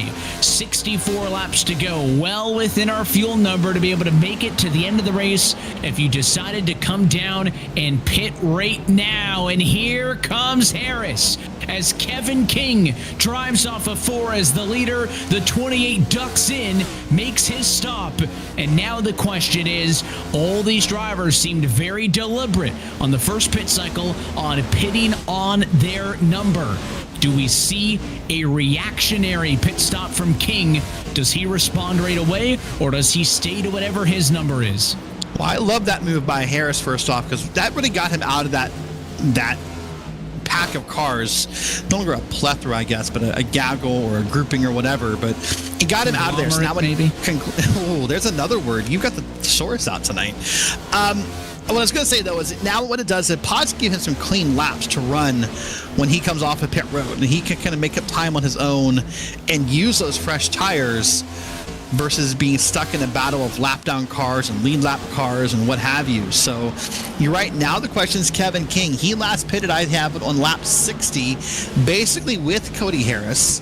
So let's see how much longer King runs this car on the track than Cody Harris and what it does. Harris now back on track off screen, by the way. So clean pit stop for him. And there's Minazzi Major in the picture now. They're both right ahead of Kevin King. And King around again, so no pit stop yet. Andrew Freenosh over the radio says that he will be coming down pit road this time. He pitted 61 laps ago and is pitting with 61 laps to go in this race across the stripe, so he is right on the money. Pitting at the 1/3 and now 2/3 distance. When he pitted, he was 0.3 of a second behind Kevin King, who decides again to stay out. So it is clear that with both Freenosh and Harris undercutting, that whenever Kevin King decides to come down pit road, he will lose the track position, but will give himself the better tires for the run to the end. Here comes the Rev Grips 29 Chevy in for the final time from P1. Well, there you go. That answers that question of when would Kevin King come down, and that will allow a couple drivers to get their lap back just by the reference of the leader pitting. And for now, that should put Maverick Davis up on the lead here, Evan. A name we've not seen in a while in RSR, from my memory tells me, but gets to lead a few laps here at the track Too Tough to Tame. Bonus point as well for Maverick Davis. Again, he was a bubble driver a couple of weeks ago.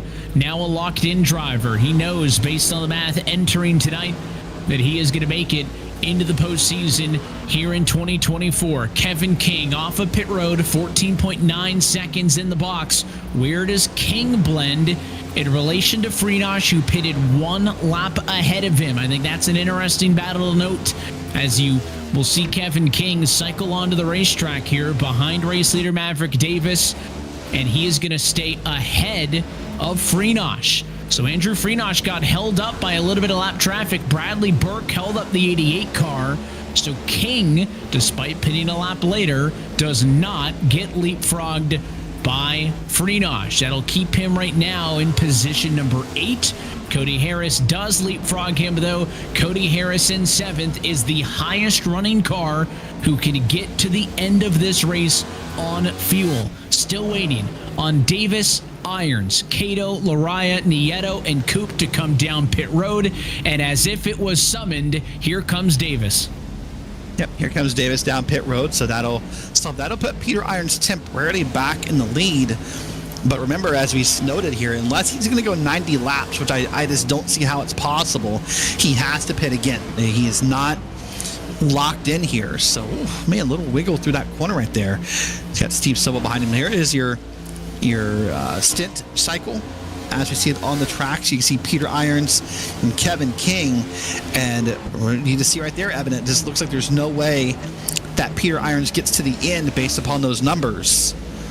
So we'll have to wait and find out what happens here and who ends up where. But for now, it's Peter Irons. He's got himself about a 3-second lead over bigger lead, over Ross Cato. Timing still updating on my side here.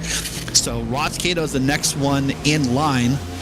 And then it is Lariah and Nieto on the track.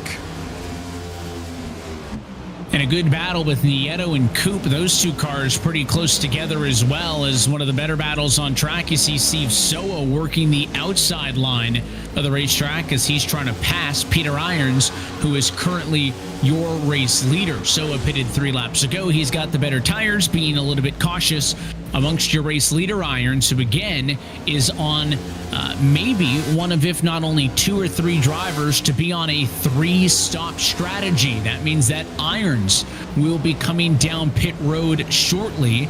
That pit stop is going to happen not too long from now, maybe 10 laps or so. So look out into the wall ahead of the 1 car.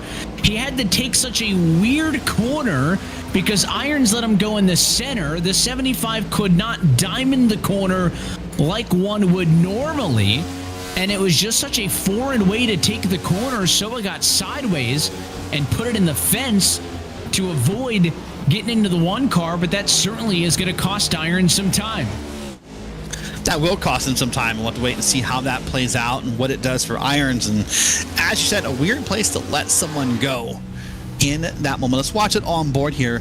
Steve Soa gets up top. I think he avoids the wall. Oh, no, there's the wall right there. I was going to say he avoided the wall through the corner, and then that wall just sort of hugged him and scrubbed off speed off of the car. Evan, I have this belief in iRacing, and you and I have never discussed this.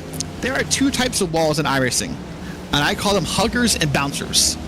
Some tracks like Darlington, you get in the wall and it just hugs you, it grabs you, and it sort of sucks all the speed out of the car. And then there's other tracks on the service, maybe like a Kansas or a Vegas, where it feels like you hit that wall and it just sort of throws you back out into the herd. But this is definitely a hugger of a racetrack. And that's why it's impressive when I see the likes of Harris and others get to the point where they can just touch the wall with the right rear if the car's yacht out a little bit and not get quote-unquote sucked into the wall as it hugs them, because this is a racetrack that will very easily do that. So it's super impressive when some drivers are somehow able to identify where that line is. Again, still waiting on some more pit stops as we close in on now 50 laps to go in the Southern 250. Peter Irons continuing to lead this race, but has got a whole lot of traffic around him.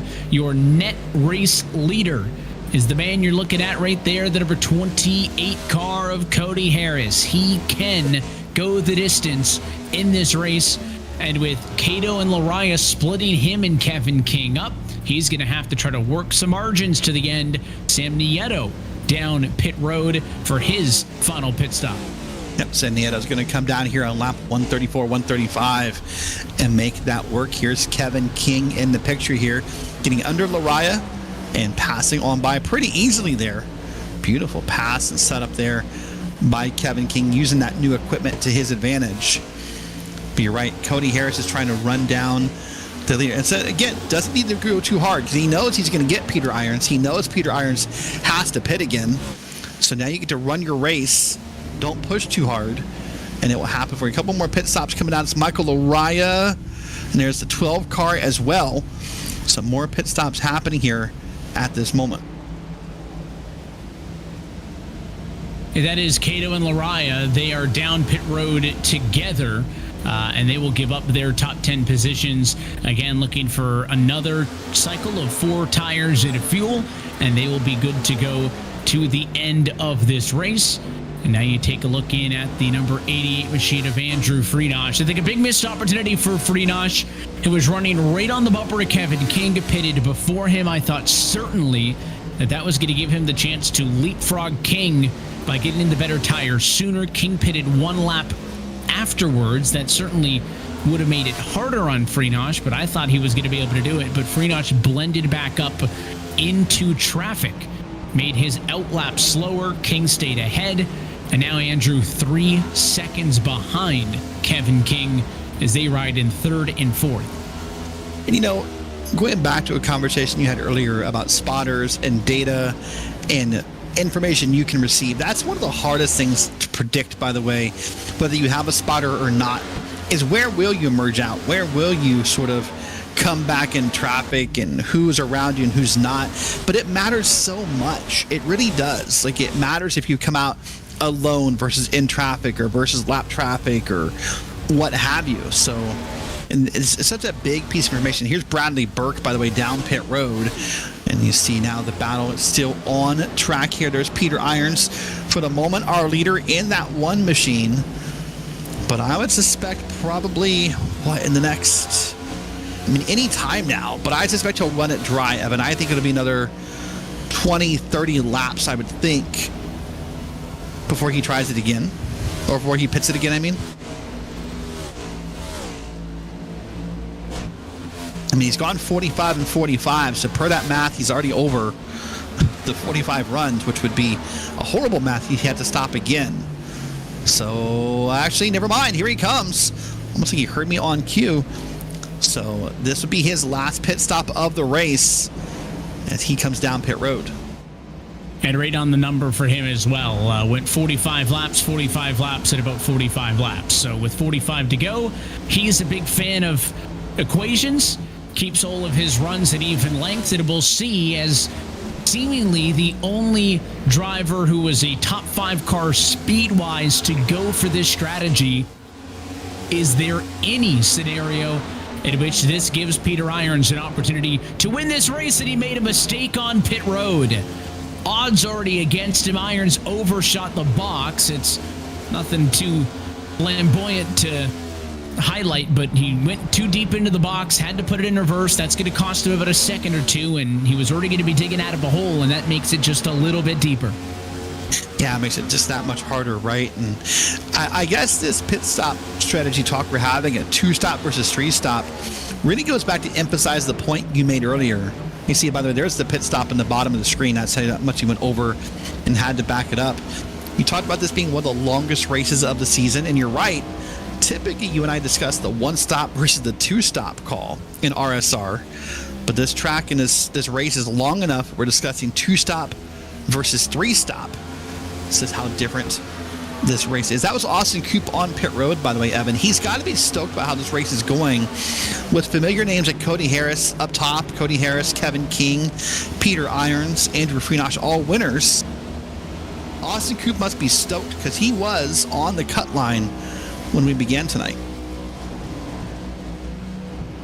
Yeah, that's true. We watched the playoff bubble and talk about the drivers who need a win to be able to get in. And majority of drivers are safe, and was just looking to see, could somebody shock the system, get a big race win, or would Papineau and Coop indeed hold on to the 15th and then 16th and final spot to make it into this postseason? We are caution-free through now 144 laps completed. Darlington with only 40 laps to go tonight in the program. Lap-led leaders, Andrew Freenosh started strong, led 52 consecutively, but hasn't led since those opening 52. Irons has led 34, King 29, Harris 19, Nieto 7, and Maverick Davis 3 through a cycle of pit service.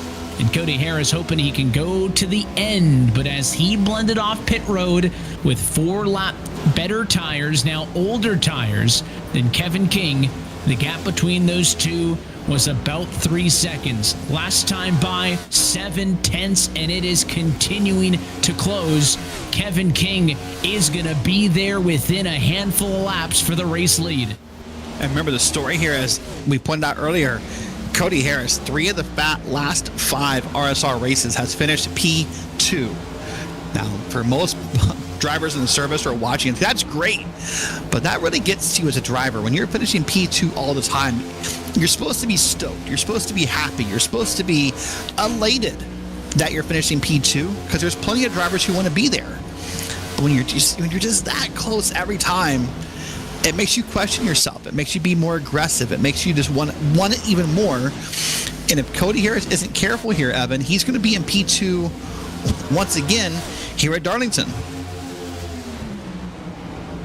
And it is an incredible pace to run consistently, but would like it to be more if it was just that one spot further up the road. The battle for the race lead moments away as Kevin King has chased in Cody Harris. You see the intervals, and now you see the battle. The 29 is on the scene, and it feels like just a matter of when and not if. Is there any way Cody Harris can defend for those 36 laps left to go on the board? That'll feel like an eternity with the speed he's got behind him. King looks to the inside. There it is right there. King's going to dive into the inside fast and lost it a little bit. You saw the car wiggle a little bit in the bottom lane. Had to back out of it. So for the moment, Cody Harris will stick in the lead here. Now, this is the difference at Darlington compared to most tracks, Evan, is getting to someone and passing someone can be very vastly different here as far as how this race goes. So in a way, small advantage to Cody Harris. All Cody has to do is be consistent here, run a line, be predictable, and make Kevin King do the work. Make him take a different line, and here it is. He's now going to dig to the bottom of the corner. And side by side almost, back quarter panel maybe. What happens off the corner? It's a roll reverse. Oh, they touch the 29. Gets sideways. King hangs on. It was no more than 40 laps to go when we saw the opposite. It was King who had the lead. Harris was trying desperately to pass on the bottom, but the top was too strong defensively. And eventually, Cody, unable to make a pass for the lead, decided to pit before Kevin, cycle through to the top spot based on that decision. And now it is the role reversal. King now the challenger with the faster car, but can he crack the code and pass on the inside? You see the live look with Cody Harris. He is going to do everything possible to keep the 29 under him and not let King get to the outside line. Look at, there's a smile here from Cody Harris, and that's about the most facial reaction he's had in the past 5 laps. He's been very stoic, very calm, very focused. You know, compared to a lot of drivers, Evan, who would be very animated, very frustrated, frazzled, whatever word you want to use. But look at him, just how calm he is. He's got one of the best in the business, rattling his bumper lap after lap. And look at that, he's smiling. Fun with it, enjoying this battle for the race lead. It's fun stuff. One thing to keep in mind is, well, those, what was 36, now 32 laps to go is a tall order. Kevin King almost likely, if not guaranteed, to get a couple more looks. If this battle continues on, don't discount Andrew Freenach. He's 5 seconds back. That's a big gap, and he does not have a tire advantage. But if these two really slow each other down, he could be an option. And then we saw there that comparison with Peter Irons, the 3-stop versus the 2. Peter Irons is still a full lap down compared to these race leaders. I don't see any way that he catches up and challenges them for the win. No, there might be a way that he gets his lap back off of these drivers. He's about, what, almost a full second faster than these cars per lap, but no, there's no way he gets around twice. I 100% agree with that. But right now, Kevin King's got to be strategizing in his head. The first attempt didn't go as he wanted, so now he's going to kind of line it up again here and see what he can make happen a second time. The point you made that I liked, Evan, is at this track, this is not a track where you're going to get multiple attempts to make a pass here at once. If you mess up an attempt here, like we saw happen with the contact there, you have to back the car up and sort of get back to him and make it happen again. So I suspect King only gets maybe 2 more tries to get around Cody Harris here. We'll see if he takes advantage. Freenosh's gap from 5 seconds to 4. Again, no tire advantage in his favor, but Andrew Freenosh will benefit the more these cars go side by side. So Freenosh would love for Kevin King to get back to Harris and get on his door, slow them down, bring the 88 back into the conversation. It is very much a 3-horse race, because then it's a 7-second jump to Maverick Davis, who is a whole 10 seconds off of the very top spot that Cody Harris occupies. On board with Irons. This is not for position. Irons is a lap down in P6. He's made one extra pit stop compared to these two, and you see Kevin King does not want that one car to make the pass on him and get in between him and Cody Harris. Peter Irons, though, way faster. It's just a matter of time. Looking to the bottom here. Again, the one car's got to get going. Tries to give some courtesy to the leaders, but eventually he's got to make his move. Now he'll park it in between them and then try to set up the 28 car. And this is great news for Cody Harris right here, by the way. Having a car between himself and Kevin King sort of gives him more time to just rest and to know that time is ticking off the clock here. And if you're Kevin King, on the other hand, this is frustrating, because now you know there's this car between you, and here comes the pass. He's now going to get around Cody Harris because he does it clean. Man, it makes me nervous how Irons is getting below that hash mark to make that pass. And that's how you get that car loose and bad things happen. But here he is, back on the lead lap is Peter Irons. Back on the lead lap, still in position number 6, has a good chance of catching Brandon Gass 5 seconds up the road. That would be for 5th on the racetrack. Maverick Davis in 4th, maybe a little bit further and possibly out of reach. Remember, Peter Irons, before he decided to come down and make pit stop number 1, was scored in 3rd. Anything lower than that in the running order is going to be a net loss on the strategy. I think he'll end up in the red. Just don't see him getting back to these big 3 of Harris, King, and Freenosh, who he just unlapped himself from. It'd be a tall order to get all the way back around there in 23 laps, considering his tires are only going to get worse and worse as the race goes on. Freenosh had been chipping into the gap, but that has slowed down a little bit. It has stabilized in kind of the 4.1, 4.2 second range. And I don't know if Kevin King is giving it 110% right now, or if he's just lying in wait and using up the 23 laps that are left to go in this race to make the perfect move at the right time. Man, in a track like Darlington, I don't know how much longer you can wait, though, Evan. It takes time to build a run here. You have to sort of play with the corners and get a good run and make things happen. And this isn't like a Daytona where you build momentum in a single run. Here's another car in the way. Is that Cam Patterson? I think it is. Yeah. And now he's in between them.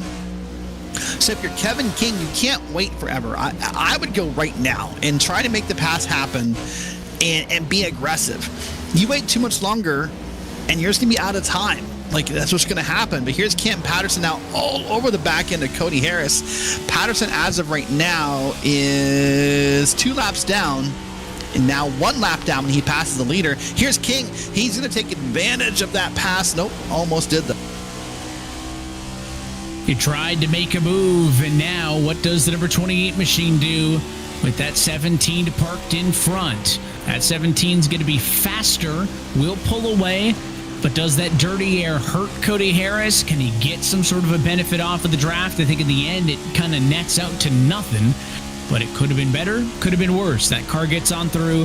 Harris and King, their battle continues on. Freenosh really gained nothing from that as you go on board with Kevin King in second, trying to chase down Cody Harris for the race win here at Darlington. We talked about how good a lot of these drivers have been, but Cody Harris in particular has been on, maybe for him, what could be the most disappointing of hot streaks in quite some time. He's finished P2 in 3 of the last 5 races, but I'm sure he'd trade all of them for a race win.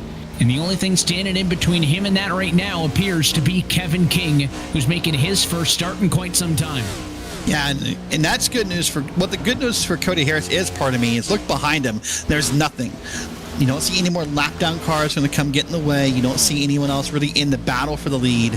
It's really just mano a mano right now. It's race car versus race car with Harris versus King. So Harris really only has one thing to worry about, and that's just not letting Kevin King by. Now, in the terms of what's relative right now, Evan, time is relative right now between Harris and King. If you're Cody Harris, this time and these laps cannot tick off fast enough, right? It feels like an eternity to see that checkered flag. If you're Kevin King, time is on an accelerator right now. It has to be just ticking away. The nerves have to be getting to you. The frustration is settling in, and that need to go is happening. But this gap is getting bigger between these two cars. And now as Cody Harris has maybe stabilized that advantage, you wonder, does that push from King come? Again, there was only a 4-lap difference between the two of them.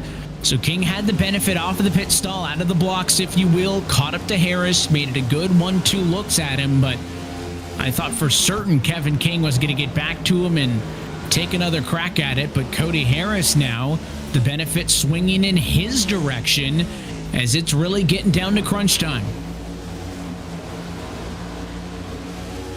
See right there, that's the best picture right now you can see of the gap between these two drivers, which is almost coming up to a second now between these two drivers. So if you're Cody Harris, just got to make sure you manage his butterflies. Right now, if you've had that problem with second place runs and you're annoyed by it, when you're in the lead, it can get to you a little bit. You can kind of get excited. You can get maybe not emotional over this moment, but you can really let that thought creep in your head. Yeah, I'm going to win. I'm going to win. I'm going to win. And you sort of just let something happen you don't mean to. So we'll see how he does that. But let's go in the back of the field. This is Michael Araya and Ross Cato. This is for P7, P8 right here. These drivers are the first cars one lap down. So this is a lucky dog battle. And that's a big spot to be in if, and knock on wood, if there were to be a caution flag in this race, this position would be the one and only free pass back to the lead lap, no staying out necessary, and it would get you right back on cycle with the race leaders. These cars pitted at the same time. For all the talk of pit strategy and fresher tires versus older tires and speed versus sinking, the way that it runs currently is these cars pitted at the exact same time, and there's a mistake from Cato. So Michael Araya passes. He now has the lucky dog spot, P7. There you go. That's how fast it happens if you just scrub that wall. You know, and the driver behind you has that ability to recognize it. He can get to the inside and quickly make it happen, as Araya did. Great job. So that's a spot gained for Araya. As we look here on this track, about 13 laps to go. And now he seems to maybe opening up that gap here, maybe showing some speed, trying to leave Ross Cato behind. 12 laps to go, and now 11 laps to go for the race leaders when they come by the next time. As we continue to watch battles all throughout the field, but up front it has ballooned to 1 full second. Cody Harris locking in and on cruise control, 12 laps away from the win, and in 5 laps he'll surpass Freenosh for the most laps led in tonight's race. So Cody Harris looking to maximize points and score a bonus point on top of the lump sum of 40, and most importantly for Cody Harris, who comes into tonight as a one-time race winner. It's not as big of a benefit as you'll see race winners in the NASCAR Cup Series get, where they get to carry playoff bonus points through the entirety of the playoff resets. But at least for Harris, this win, if he can get it, would give him a couple of extra bonus points before we go into next week's race and open the round of 16. And what else it gives him, Evan, is momentum of a race win going into the playoffs, being that the driver who did it most recently, gives him that confidence boost of getting out of that P2 scenario he's been in and saying, hey, I can do this. I am good enough to win still. You know, and it gives him just that everything he needs mentally, I think, more so than the points. He's already in on points, whether he wins tonight or not. So that part's taken care of. But as he puts another car here a lap down and puts more space between him and Kevin King with only a few laps to go. Look at him, he's stoic. I love that about Cody Harris. I will tell you, Evan, right now, if I'm ever racing and I have a webcam on me, I am not that stoic. There's a lot of words said. When Kevin King was challenging him, I mean, I don't think it was a dismissive laugh, but it's a I'm having fun laugh. Oh, yeah. And now it's just straight business as he tries to seal the deal. Yeah, doing a great job here. Of course, the Ohio State alum, got all the memorabilia in the background. He does it every week and shows it off proudly. So really just about a few laps away here from securing this victory. In my eyes, dart across the racetrack, much like I'm sure his do as well, on what could possibly go wrong to mess this up for me. Nearly an hour and a half of non-stop green flag racing from the get-go. We've seen some moments, but for a Darlington race, pretty clean. By most accounts, had a couple of drivers drop out of it early. Dylan Coyle's connection issues meant that he never made it to the grid. Mike Maddox, DeAndre Cade, Matt Danson, Braden Whitaker, all unable to make it to scheduled distance in this one, leaving us with 15 other cars still scored on the lead lap. And it's going to be 5 laps to go for the Drip Design Chevrolet of Cody Harris.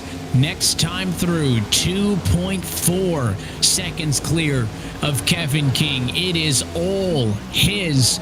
Just trying to seal the deal, looking for race win number 2 to join Burke, Irons, and Phillip as the only other multi-race winners this season.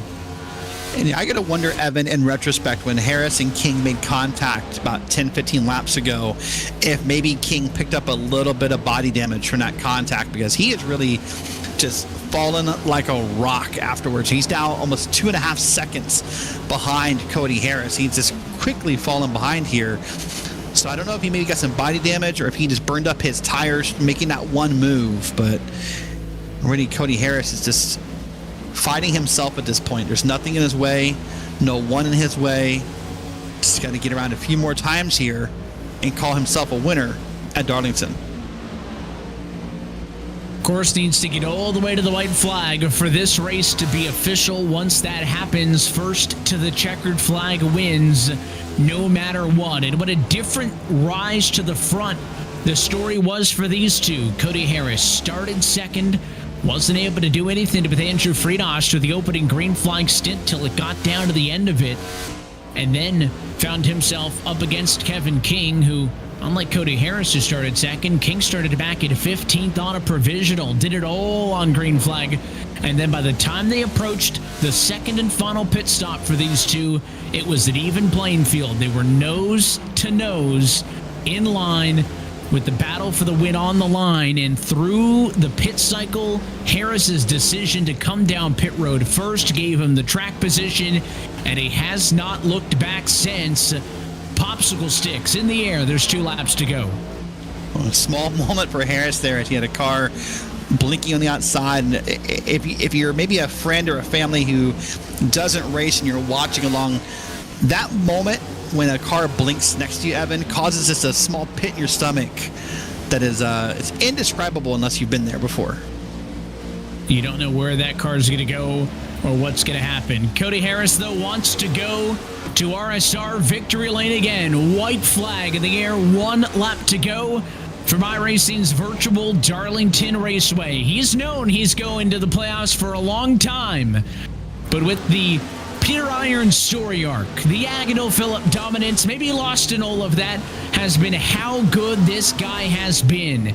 Top 2 car in 3 of the last 5. It'll improve to 4 of the last 6, but with one big difference, and he's on the top step. This time, Cody Harris wins at Darlington. Look at that. Big sigh of relief. You saw the kind of shoulders come up and down. Big, deep breath came out. He did it. He is now a winner in the RSR series again. First win since he got his first of the season back on May the 20th at the Charlotte Motor Speedway. The congratulatory bump comes in there from Papanow, the other drivers over the radio, and again, with all those other storylines, you can't forget how consistent this guy has been.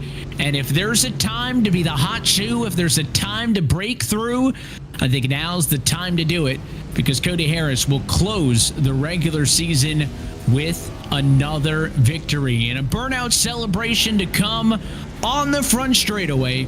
Cody Harris, your winner of the RSR Southern 250. That was a bit more than a congratulatory bump there from Peter Irons, nonetheless, as that 28 machine headed to victory lane and headed to the playoffs as, Derek, we look at our results. Yeah, we'll take a look at the results here. So Cody Harris is your winner with Kevin King coming in second. Andrew Finosh in third with Maverick Davis in fourth. Last car on the lead lap, Peter Irons, P5. Then one lap down, you've got Gas, Coop, Lariah, Cato, and Nieto rounding out your top 10. Continuing on through to the second page, some notables here. Bradley Burke with a big pickup. He started 17th, finished 11th. On the flip side of that, Papanow, Patterson, some strategy moves for those drivers didn't work out. So with the last driver running, and then Whitaker on back. Drivers who are unable to make it to the scheduled distance in this race.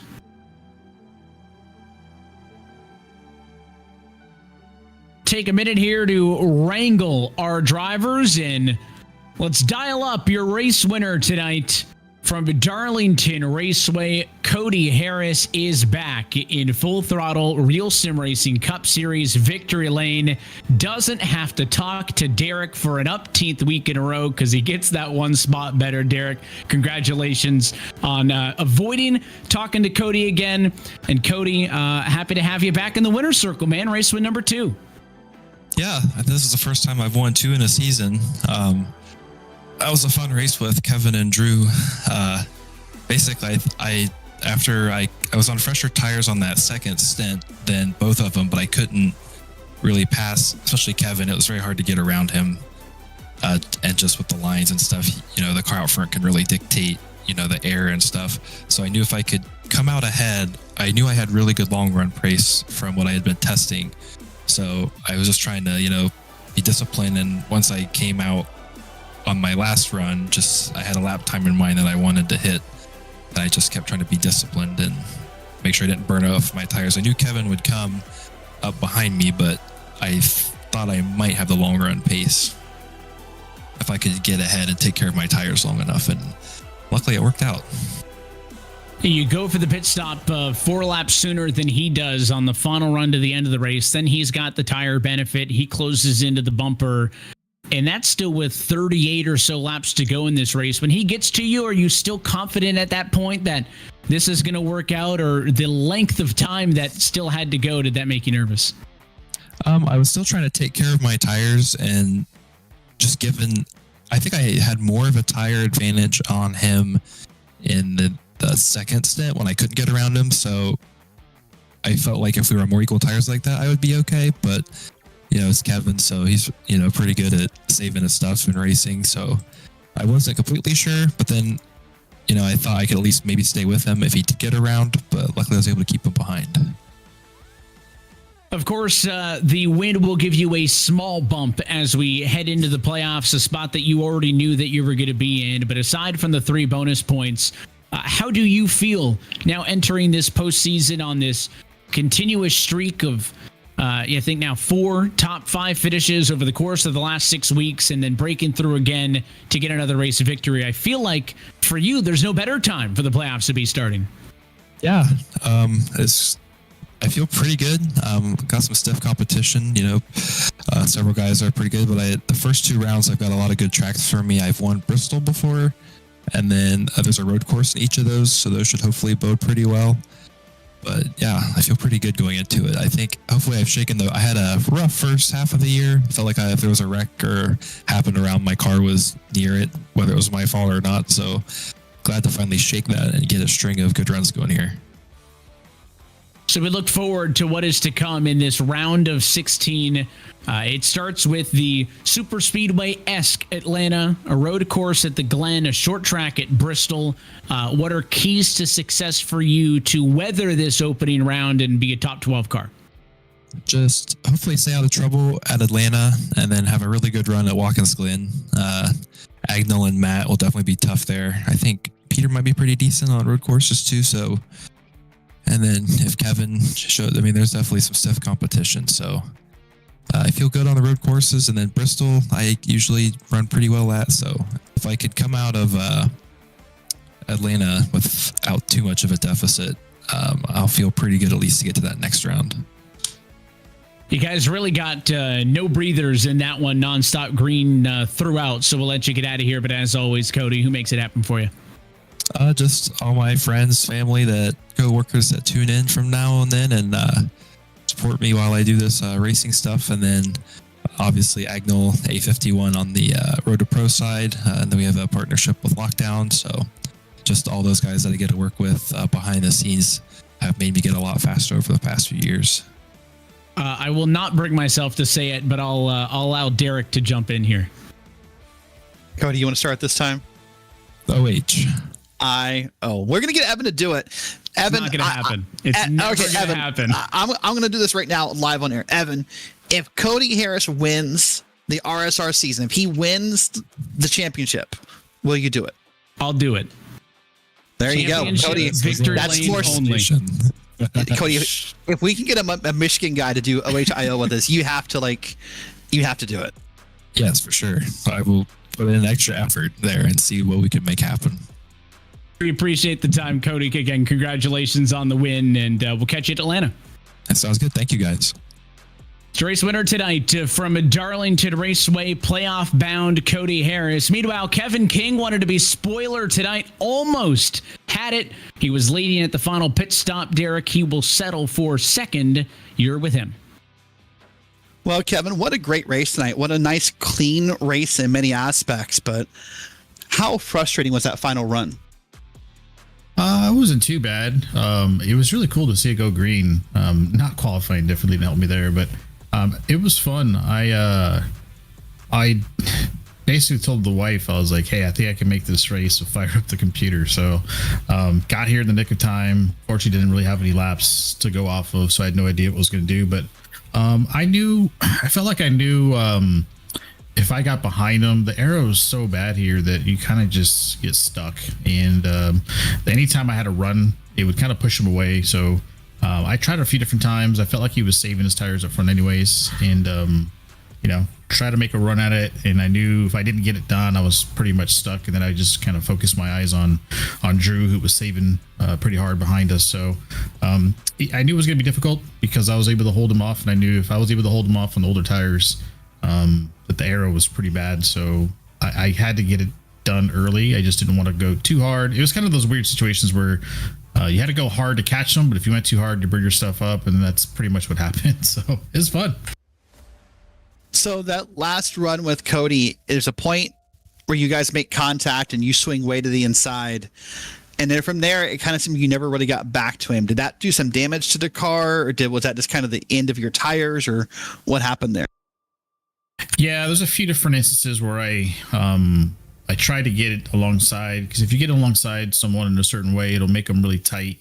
I tried to do it in 1 and 2, and he gave me a gap there in 3 and 4, and I kind of just sent it in, thinking it would hopefully stick. But I think it was just more of a, typical coming off of 4, Darlington, the guy on the bottom is trying to push and comes up a little bit. It's probably more my fault than anything else, but it was probably the last time, because once I got within a second or so, I noticed that he started to pick up the pace. So it was just kind of like, I don't even know if that would have worked, because going into 1 and 2, if even the high side, you get so tight in the bottom that the guy in the top kind of has an advantage if he just holds the momentum. So I'd have to be really, half a car ahead before I could really muscle my way through 1 and 2 to try to pass him. So it was just more of there's an opportunity, you got to take it and see what happens, but it was fun.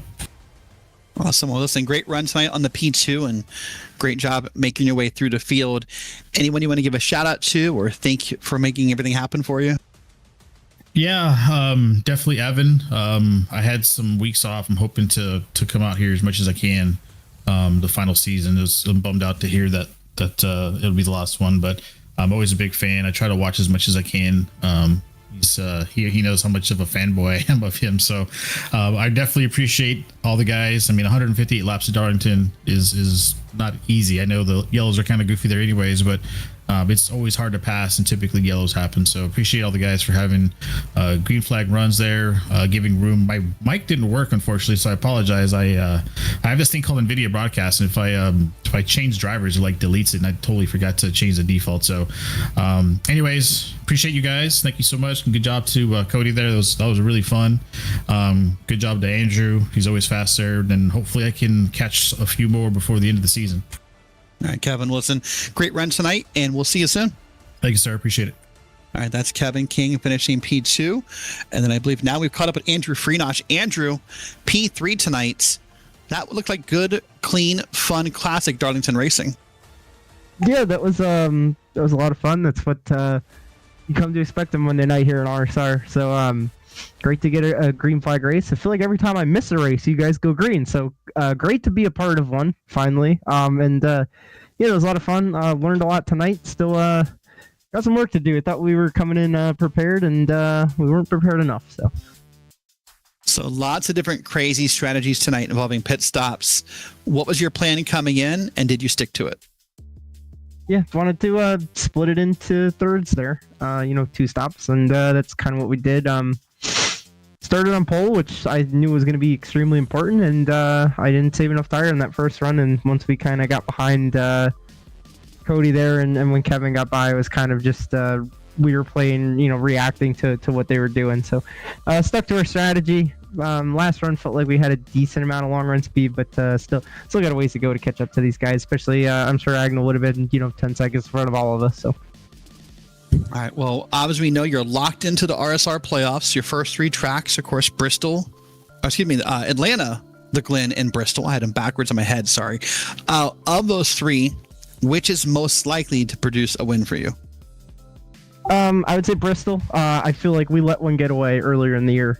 We had the race 1 and a caution came out late, and I went and took 2 tires, and it just held on. So Bristol's definitely my favorite, but I'm not going into this playoffs trying to win a championship or anything like that. I'm just trying to enjoy the last 10 races. I've been in this league for so long. I kind of feel like I grew up on iRacing this league, so just trying to take all these races in, enjoy one last ride with these guys. Yeah, it's hopefully a great send-off for this league is what we're looking forward to. Well, Andrew, great run tonight. Anyone you want to thank or give a shout-out to? Yeah, a big thanks to Paul for spotting, and crew chief and me. All these guys, and I know I say it every time, but I've enjoyed racing with these guys for so long. Everybody that's come through this league, it's been so much fun. Like I said, I've been on here for so long. I think 8 years now, somewhere around there. I hate to see it go, but I just want to say thank you to every single driver, all the admins, Evan, for all you do with this league. It's just been an absolute blast. I don't know what Monday nights are going to look like without this, but and thanks to all the fans for watching through all the years. If this is the last time you hear from me, I just wanted to get that out. And you guys for broadcasting, I always love watching these things back, and you guys have done a great job all this time. All right, Andrew, well, listen, thanks for all the kind words. Great run tonight, and we'll see you soon. Have a good night, guys. A big thanks to all of our top finishers for giving us some time post-race in this one. Again, Cody Harris, your winner, Kevin King in second, and Andrew Freenosh, who comes home in third. And well, we know the 16 drivers who will fight for the final Full Throttle Cup Championship here in 2024. And there they are. There were no last-second race winners. There was no late drama. So in the end, we take a look at how they will line up headed into the playoffs. And again, bonus points to the race winners. And a lot of drivers in there at the bottom. Davis, Soa, Papanow, Coop, along with really Nieto on down. Those are going to be the drivers in the hot seat. Yep, so a great playoff field, what we're excited for, and we'll see the races count down and who does and doesn't make it. But right now, a beautiful field here of drivers who need to win. And listen, we get to do it at Super Speedway for your first round, a win and in scenario. And this makes that race even more exciting.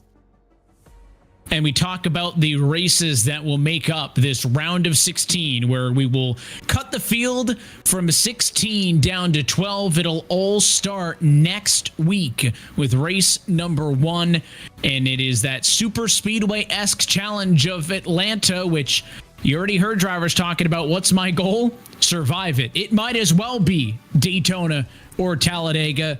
The risk that track presents is just as great as it is at any of these other big racetracks. So it is going to start really big. And again, for those drivers who have the bonus points, who feel like this should be the easiest round, their objective is one of survival.